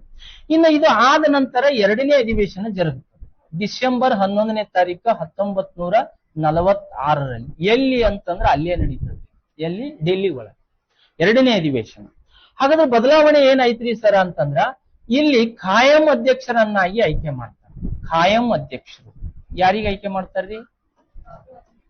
ಡಾಕ್ಟರ್ ಬಾಬು ರಾಜೇಂದ್ರ ಪ್ರಸಾದ್ ಅವರಿಗೆ ಆಯ್ಕೆ ಮಾಡ್ತಾರೆ. ಡಾಕ್ಟರ್ ಬಾಬು ರಾಜೇಂದ್ರ ಪ್ರಸಾದ್ ಅವರಿಗೆ ಆಯ್ಕೆ ಮಾಡ್ತಾರೆ. ಇನ್ನು ಇನ್ನೊಂದು ಏನು ಬದಲಾವಣೆ ಆಯ್ತು ಅಂತಂದ್ರೆ 2 ಜನರಿಗೆ ಉಪಾಧ್ಯಕ್ಷರನ್ನಾಗಿ ಆಯ್ಕೆ ಮಾಡ್ತಾರೆ. ಉಪಾಧ್ಯಕ್ಷರು ಯಾರು ಹೇಳ್ರಿ? ಎಚ್.ಸಿ. ಮುಖರ್ಜಿ. ಎಚ್.ಸಿ. ಮುಖರ್ಜಿ ಇವ್ರು ಏನು ಅಂತಂದ್ರೆ ಉಪಾಧ್ಯಕ್ಷರು. ಇನ್ನೊಬ್ರು ಯಾರು ಅಂತಂದ್ರೆ ಯಾರು ಹೇಳ್ರಿ? ಟಿ ಕೃಷ್ಣಮಾಚಾರಿ. ಟಿ ಕೃಷ್ಣಮಾಚಾರಿ ಅಂತ ಬಹಳ ಜನ ಓದಿರಿ ನೀವು. T Krishnamachari drafting committee. T ಕೃಷ್ಣಮಾಚಾರಿಯಲ್ಲಿ ಅಂತಂದ್ರ ಉಪಾಧ್ಯಕ್ಷ. ವೆಂಗಲ್ ತಿರುವೆಂಕಟಾಚಾರಿ ಅಂತ ಹೇಳ ಪೂರ್ಣ ಹೆಸರು. ವೆಂಗಲ್ ತಿರುವೆಂಕಟಾಚಾರಿ ಕೃಷ್ಣಮಾಚಾರಿ ಅಂತ ತಿಳ್ಕೊಂಡು ಅವ್ರ ಪೂರ್ತಿ ಹೆಸರು ಬರ್ತದೆ. ಹಾಗಾಗಿ ಸಂವಿಧಾನದ ರಚನಾ ಸಭೆಯ 2 ಜನ ಉಪಾಧ್ಯಕ್ಷರುಗಳು ಯಾರಾಗ್ತಾರ ಅಂತಂದ್ರೆ ಎಚ್.ಸಿ. ಮುಖರ್ಜಿ ಮತ್ತು ಟಿ ಕೃಷ್ಣಮಾಚಾರಿ. ವೆಂಗಲ್ ತಿರುವೆಂಕಟಾಚಾರಿ ಕೃಷ್ಣಮಾಚಾರಿ ಅಂತ ತಿಳ್ಕೊಂಡು ಕರಿತೀವಿ. ಹಾಗಾಗಿ 2 ಜನ ಏನಾಗ್ತಾರ ಅಂತಂದ್ರ ಉಪಾಧ್ಯಕ್ಷರಾಗಿ ಆಯ್ಕೆ ಆಗ್ತಾರೆ. ಇನ್ನು ಸಂವಿಧಾನದ ಕಾನೂನು ಸಲಹೆಗಾರರಾಗಿ ಲಾ ಅಡ್ವೈಸರಿ ಆಗಿ ನೇಮಕಗೊಂಡಿರುವಂತಹ ಅಪಾಯಿಂಟ್ ಆಗಿರುವಂತ ವ್ಯಕ್ತಿ ಯಾರು ಅಂತಂದ್ರ ಬಿ.ಎನ್. ರಾಯ್ ಅಂತ ಕರಿತೀವಿ. ಯಾರ್ರಿ? ಬಿ.ಎನ್. ರಾಯ್. ಈ ಬಿ.ಎನ್. ರಾವ್ ಅಥವಾ ಬಿ.ಎನ್. ರಾಯ್ ಅಂತಕ್ಕಂಥ ವ್ಯಕ್ತಿ ಈತ ಕಾನೂನು ಸಲಹೆಗಾರನಾಗಿ ನೇಮಕಗೊಂಡಿರುವಂತ ವ್ಯಕ್ತಿ. ಎಷ್ಟನೇ ಅಧಿವೇಶನದೊಳಗ ಅಂತಂದ್ರ 2ನೇ ಅಧಿವೇಶನ. ಇವ್ರ ಬಗ್ಗೆ ಸ್ವಲ್ಪ ಗೊತ್ತಿರ್ಬೇಕ್ರಮ್ಮ. ಯಾಕಂದ್ರೆ ಬಹಳ ಸ್ಟ್ಯಾಂಡರ್ಡ್ ಪರ್ಸನ್ ಇವ್ರು. ಯಾರು? ಬಿ.ಎನ್. ರಾಯ್. ಯಾಕಂತಂದ್ರೆ ನಮ್ ದೇಶ ಅಷ್ಟೇ ಅಲ್ಲ, ಬರ್ಮಾ ಆಗಿರ್ಬೋದು, ಬೇರೆ ಬೇರೆ ರಾಷ್ಟ್ರದ ಸಂವಿಧಾನದ ಅಡ್ವೈಸರಿ ಆಗಿ ಕೆಲಸ ಮಾಡಿರುವಂತ ವ್ಯಕ್ತಿ ಯಾರು ಅಂತಂದ್ರೆ ಬಿ.ಎನ್. ರಾಯ್. ಹಾಗಾಗಿ ಅವ್ರ ಬಗ್ಗೆ ಪ್ರಶ್ನೆ ಕೇಳಿರುವಂತದ್ದು ಬಹುತೇಕ ಅದರಿ. ಈ ಬಿ.ಎನ್. ರಾಯ್ ಅವರು ಕರ್ನಾಟಕದ ಮಂಗಳೂರಿನವರು, ನಮ್ಮ ರಾಜ್ಯದವರು. ಇವರು ಯಾರು ಅಂತಂದ್ರ ಬಿ.ಎನ್. ರಾಯ್. ಇನ್ನ ಇವ್ರು ಯಾರ ಸಹೋದರರು ಅಂತಂದ್ರ RBI ಬ್ಯಾಂಕಿನ ಗವರ್ನರ್ ಆಗಿ ಕೆಲಸ ಮಾಡಿರುವಂತ ವ್ಯಕ್ತಿ ಬೆನಗಲ್ ರಾಮರಾಯ ಅಂತ ತಿಳ್ಕೊಂಡು ಕರಿತೀವಿ. ಆ ಬೆನಗಲ್ ರಾಮರಾಯರ ಬ್ರದರ್ ಯಾರು ಅಂತಂದ್ರ ಬಿ ಎನ್ ರಾಯ್. ಬೆನಗಲ್ ರಾಮರಾಯ್ ಅಂತಕ್ಕಂಥ ವ್ಯಕ್ತಿ ರಿಸರ್ವ್ ಬ್ಯಾಂಕಿನ ಗವರ್ನರ್ ಆಗಿ ಕೆಲಸ ಮಾಡಿದ್ದ. ಆತನ ಸಹೋದರನೇ ಯಾರು ಅಂತಂದ್ರೆ ಬಿ ಎನ್ ರಾಯ್ ಅಂತ ತಿಳ್ಕೊಂಡು ನಾವು ಕರಿತೀವಿ. ಇನ್ನು ಅಲ್ಲೇ 1950ರಿಂದ 1952ರವರೆಗೆ ವಿಶ್ವಸಂಸ್ಥೆಯ ಭದ್ರತಾ ಸಮಿತಿಯ ಭಾರತದ ಪ್ರತಿನಿಧಿಯಾಗಿ ಕೆಲಸ ಮಾಡಿರುವಂತ ವ್ಯಕ್ತಿ ಯಾರು ಅಂತಂದ್ರೆ ಬಿ ಎನ್.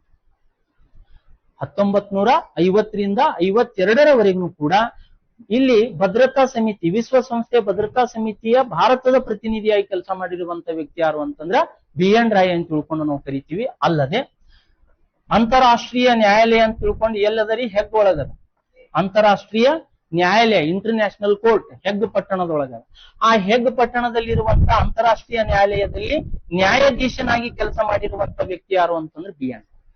ಇದು ಎಲ್ಲದರ ಮ್ಯಾಗನೂ ಕ್ವಶನ್ ಆಗಿದೆ. ಯಾರಿಗೆ ಸಂಬಂಧಪಟ್ಟದ್ದು ಅಂತಂದ್ರೆ ಬಿ ಎನ್ ರಾಯ್ಗೆ ಸಂಬಂಧಪಟ್ಟದ್ದು. ಇನ್ನೊಂದ್ಸಲ ಹೇಳ್ತೀನಿ, ಕಾನೂನು ಸಲಹೆಗಾರರಾಗಿ ಬಿ ಎನ್ ರಾಯ್ ಅವರಿಗೆ ಆಯ್ಕೆ ಮಾಡ್ತು.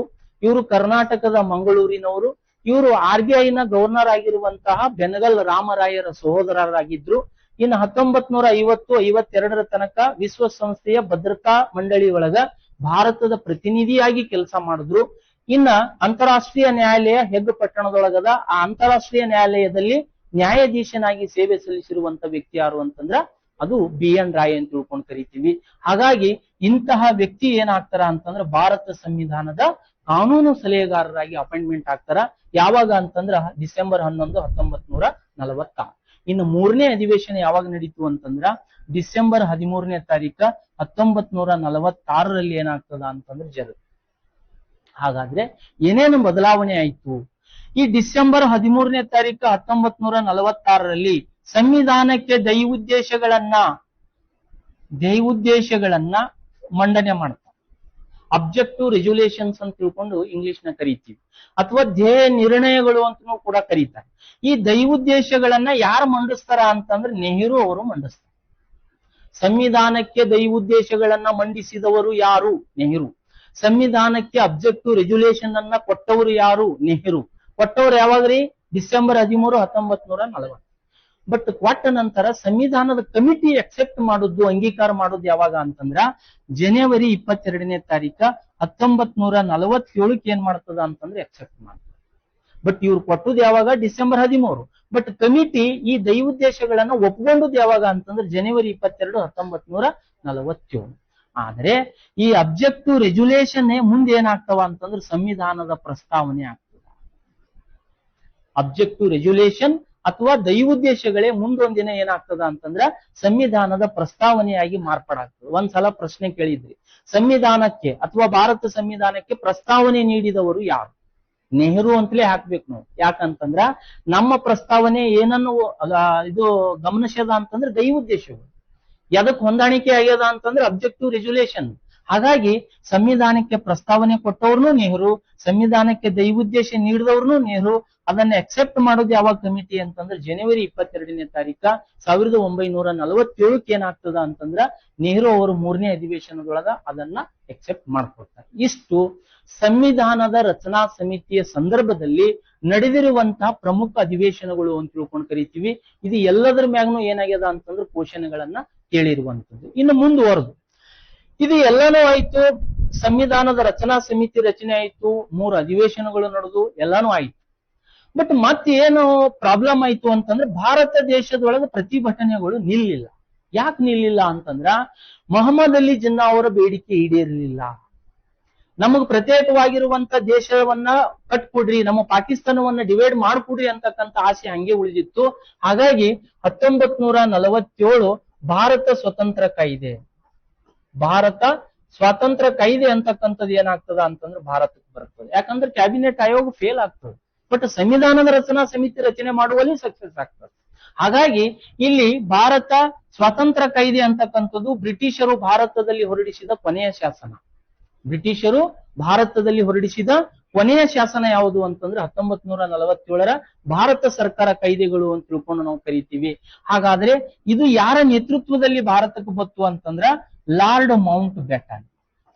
ಲಾರ್ಡ್ ಮೌಂಟ್ ಬೆಟನ್ ಅವರ ನೇತೃತ್ವದಲ್ಲಿ ಏನಾಯ್ತು ಅಂತಂದ್ರೆ ಭಾರತಕ್ಕೆ ಬಂತು. ಏನಂತ ಹೇಳಿ ಕಳಿಸಿದ್ರು ಇವರಿಗೆ ಅಂತಂದ್ರ, ನೋಡ್ರಿ, ಭಾರತೀಯರಿಗೆ ಯಾವುದೇ ಮನಸ್ತಾಪ ಆಗಬಾರ್ದು, ಭಾರತವನ್ನ ಬಹಳ ಶಾಂತಿಯುತವಾಗಿ ಏನ್ ಮಾಡ್ರಿ ಅಂತಂದ್ರೆ ಅದನ್ನ ಡಿವೈಡ್ ಮಾಡಿ ಕೊಟ್ಟು ಬರ್ರಿ ಅಂತ ತಿಳ್ಕೊಂಡು ಇವ್ರ ನೇತೃತ್ವದಲ್ಲಿ ಭಾರತ ಸ್ವತಂತ್ರ ಕಾಯ್ದೆ ಅಂತಕ್ಕಂಥದ್ದು ಏನಾಗ್ತದ ಅಂತಂದ್ರೆ ಭಾರತಕ್ಕೆ ಬರ್ತದೆ.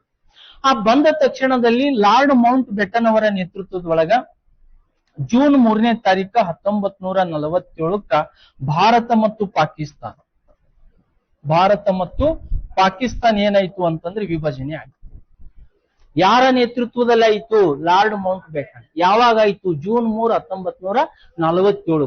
ಹಾಗಾಗಿ 47ಕ್ಕ ಜೂನ್ 3ನೇ ತಾರೀಕು ಏನಾಯ್ತು ಅಂತಂದ್ರೆ ಭಾರತ ಮತ್ತು ಪಾಕಿಸ್ತಾನ ಡಿವೈಡ್ ಆಗ್ತದ. ಇದು ಆದ ನಂತರ ಆಗಸ್ಟ್ 15ನೇ ತಾರೀಕು 1947ಕ್ಕೆ ಭಾರತ ಏನಾಯ್ತು ಅಂತಂದ್ರೆ ಸಂಪೂರ್ಣ ಸ್ವತಂತ್ರ ರಾಷ್ಟ್ರವಾಗಿ, ಸಾರ್ವಭೌಮ ರಾಷ್ಟ್ರವಾಗಿ ಏನಾಯ್ತು ಅಂತಂದ್ರೆ ಹೊರಹೊಮ್ತು. ಇದು ಆದ ನಂತರ ಆಗಸ್ಟ್ 14ನೇ ತಾರೀಕ 1947ಕ್ಕ ನಮಕ ಒಂದಿನ ಬಿಫೋರ್ ಯಾರು ಸ್ವತಂತ್ರ ಆಗ್ತಾರ ಅಂತಂದ್ರ ಪಾಕಿಸ್ತಾನ. ಬಟ್ ಒಂದ್ ನೆನಪಿರ್ಲಿ, ಇಲ್ಲಿ ಸಂವಿಧಾನ ರಚನೆ ಮಾಡುವವರೆಗೂ ಕೂಡ ಎರಡೂ ರಾಷ್ಟ್ರಗಳು ಯಾವ ಕಾಯ್ದೆಯ ಮೂಲಕ ಆಡಳಿತವನ್ನು ನಡೆಸಿದ್ರು ಅಂತಂದ್ರ 1935ರ ಭಾರತ ಸರ್ಕಾರ ಕಾಯ್ದೆ. ಇದು ನೆನಪಿರ್ಲಿ. ಸಂವಿಧಾನ, ಎರಡೂ ರಾಷ್ಟ್ರಕ್ಕೆ ಸಂವಿಧಾನ ರಚನೆ ಆಗುವವರೆಗೂ ಕೂಡ ಭಾರತ ಸರ್ಕಾರ ಕಾಯ್ದೆ ಮುಖಾಂತರನೇ ದೇಶದಲ್ಲಿ ಏನಾಯ್ತು ಅಂತಂದ್ರೆ ಆಡಳಿತ ಜರುಗ್ತು ಅಂತ ತಿಳ್ಕೊಂಡು ನಾವು ಇಲ್ಲಿ ಕರಿತೀವಿ. ಹಾಗಾಗಿ ಭಾರತ ಮತ್ತು ಪಾಕಿಸ್ತಾನ ಏನಾಯ್ತು ಅಂತಂದ್ರ ಡಿವೈಡ್ ಆಯ್ತು. ಇದು ಆದ ನಂತರ ಭಾರತ ದೇಶದಲ್ಲಿ ಏನಾಯ್ತು ಅಂತಂದ್ರೆ ಅನೇಕ ಸವಾಲುಗಳು ಎದುರಾದವು. ಯಾಕಂತಂದ್ರ ಭಾರತ ಡಿವೈಡ್ ಆಯ್ತು. ಪಾಕಿಸ್ತಾನದಿಂದ ವಲಸೆ ಬಂದಿರುವಂತಹ ನಿರಾಶ್ರಿತರಿಗೆ ಇಲ್ಲಿ ಆಶ್ರಯ ಕಲ್ಪಿಸ್ಬೇಕಲ್ಲ.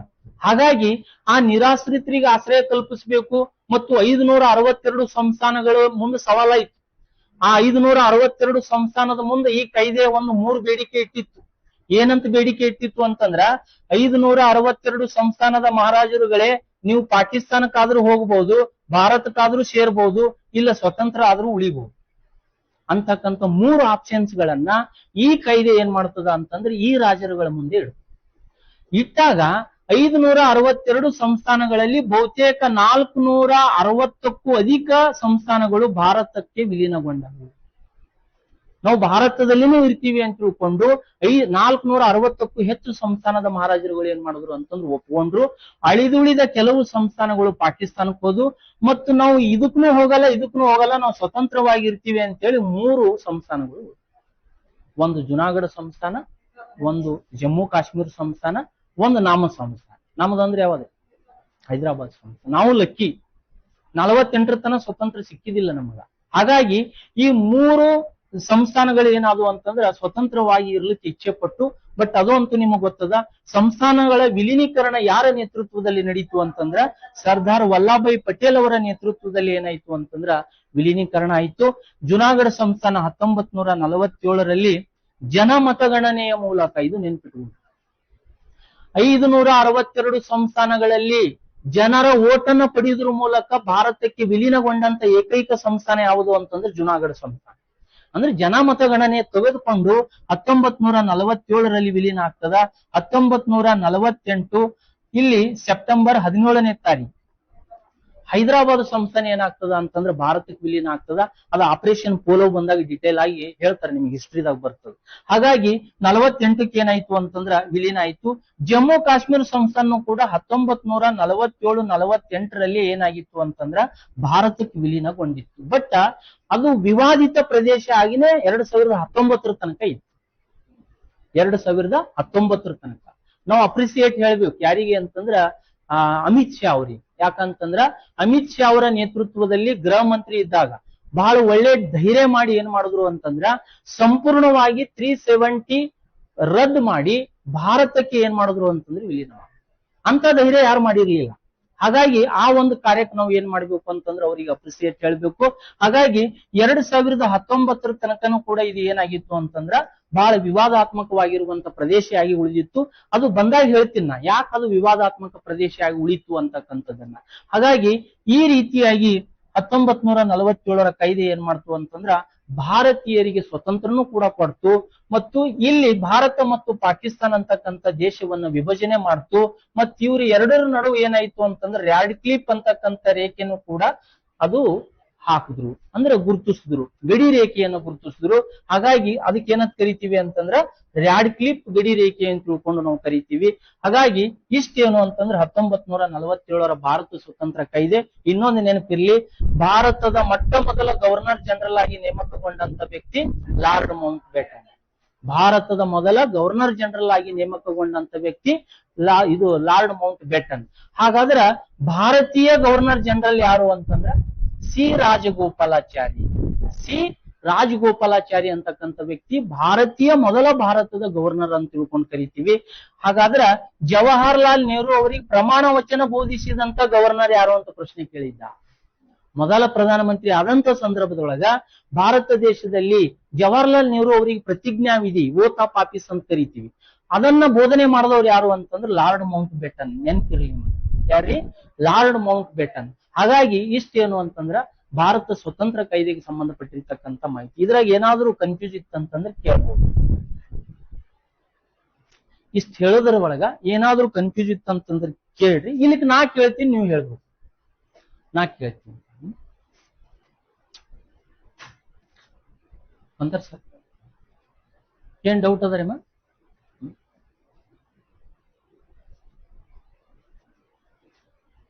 ದಯವಿಟ್ಟು ಓದ್ರಿ.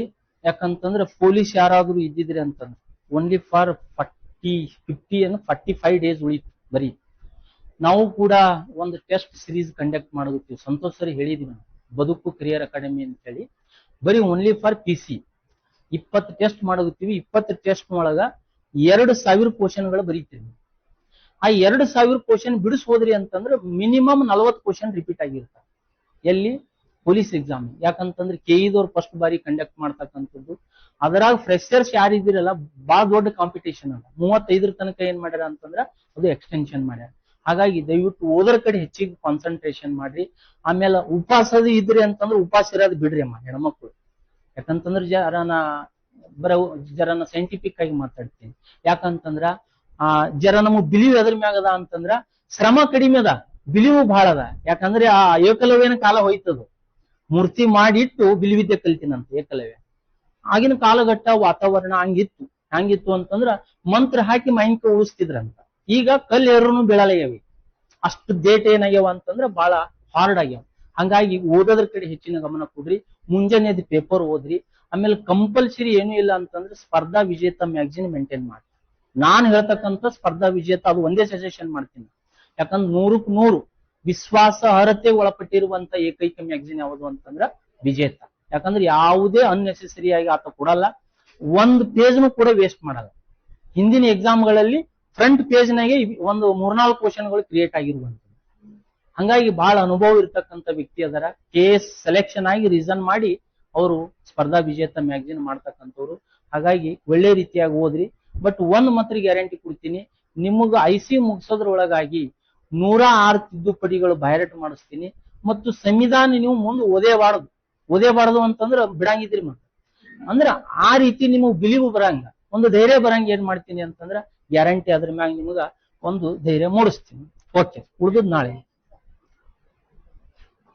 ಒಂದು ಕೊಟೇಶನ್ ಬರದೆ ಹೋಗ್ತೀನಿ ಸರ್ ಡೈಲಿ.